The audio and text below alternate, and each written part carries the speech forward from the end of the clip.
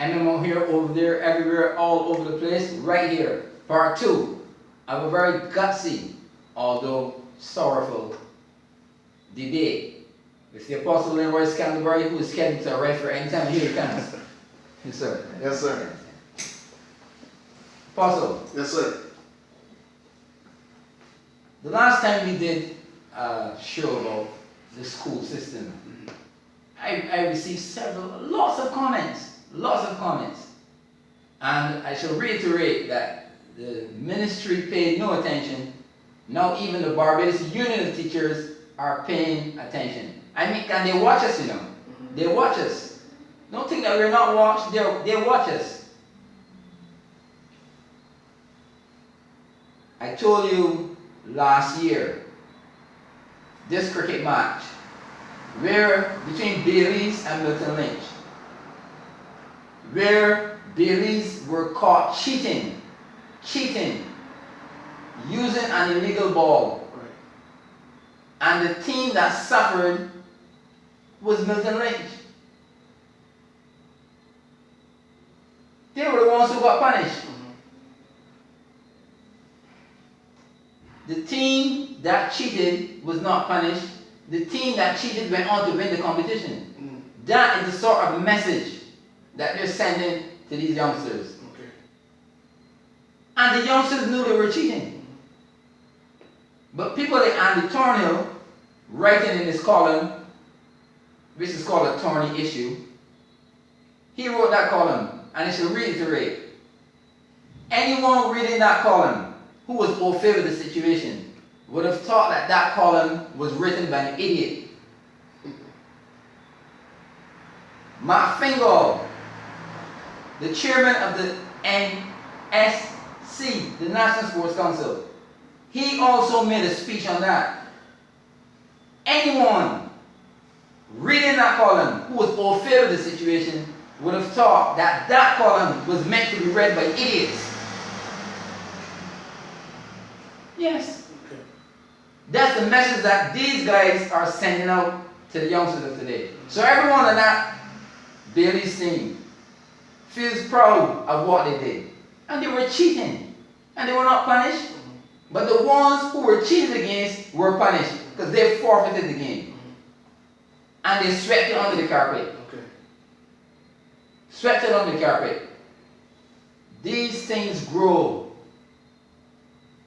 Yeah, well, I remember you mentioned that in terms of the Barbados Secondary School Athletic Championship, Yes. that you were told by some of the kids that there's a high level of gambling going on with that situation where kids are actually being told that they have to lose certain races. Yes. In order for the odds. Yeah. Yeah, and that's happening in Barbados at this level. So that tells you that we have a very serious crime syndicate among our adult population. And this is something that we have to be very careful because you cannot really, not really get crime completely out of Barbados. But crime cannot go to a certain height where there is an imbalance. Okay? You know, and I always talk in ministry and leadership about the seesaw level. And when you have something that is bad, that has become too heavy, you lower the side which is good. Now what you have to do is you have to make sure that you have the balance, or you have to make sure that good goes up above what is bad to make sure that you can cover it. But as long as, again, as long as the systems are bad, and again I'll come back to the 4 points that I showed you, when your judicial system is corrupt, because Barbados is not ran by the BLP. Barbados is ran by your judicial system. There's no one politician that has ever sworn his or herself into their position. Some higher entity has to swear you in. Okay? Even though President Trump is, Commander-in-Chief of the United States of America, he did not swear himself in. The Chief Justice. The Chief Justice does that. So if something happens to him, the Chief Justice takes up, because he's the next highest authority.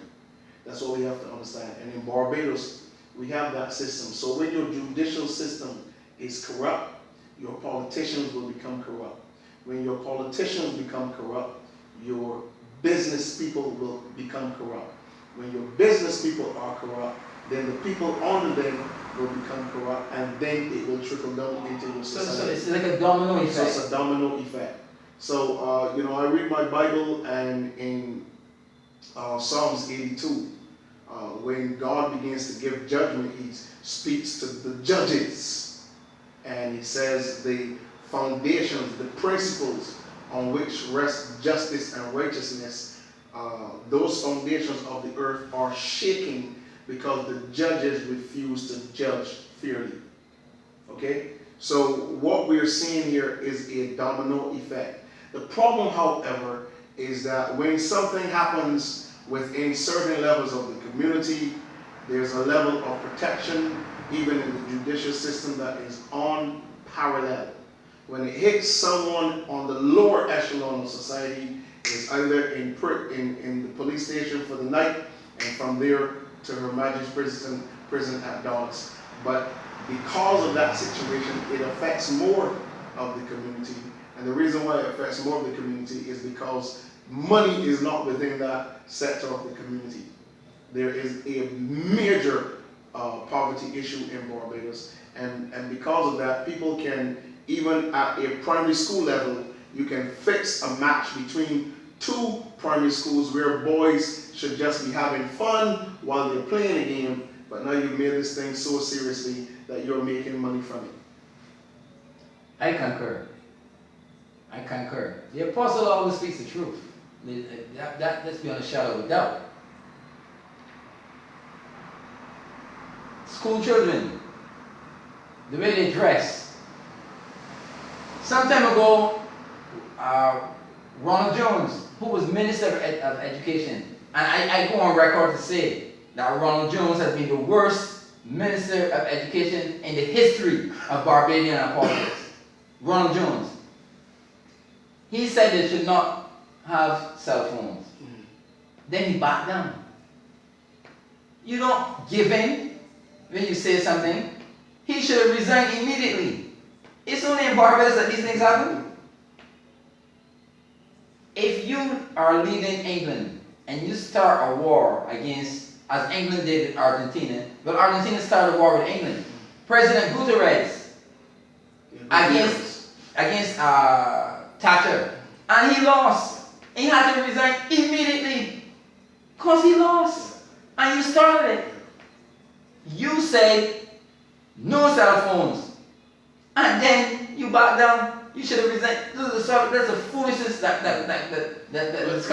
goes on in Barbados. Let's go back to what we're seeing here. Okay? Let's go back to what we're seeing. There are textbooks, and then there's technology. Okay? If you have a textbook, okay, you do not need a cell phone. You need to be reading that textbook. Okay? I have cases where kids are in school listening to music rather than paying attention to class. There are kids in school and class with the headphones on. Headphones on, okay? And these are some of the things that are when you go to a school, parents must understand, ZR drivers must understand, transport board drivers must understand, when you're transporting a child to school, that child is going to learn. Any effort at all to interfere with that consciousness must be stamped out. I told Minister Jones when I had a meeting with him and other ministers, I told him, you have a law stating that PSBs are not to play a certain kind of music while children are on their way to school. They're still doing it.